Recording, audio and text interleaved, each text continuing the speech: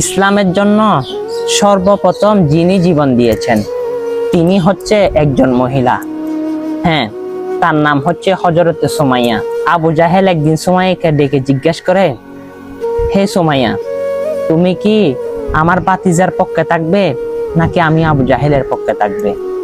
তখন সুমাইয়া উচ্চ কণ্ঠে বলে, না, আমি রহমাতুল লিল আলামিনের পক্ষে থাকব, কোনো কাফেরের পক্ষে নয়।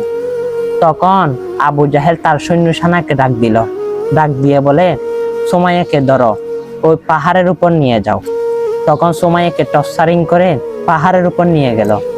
তখন নির্মমভাবে তাকে উলঙ্গ করে অত্যাচার শুরু করতে লাগলো। তখন আবু জাহেলকে বলে, হে আবু জাহেল, তুমি আমাকে মৃত্যু পর্যন্ত ঠেলে দিতে পারবে, তবু আমার ঈমান হারা করতে পারবে না।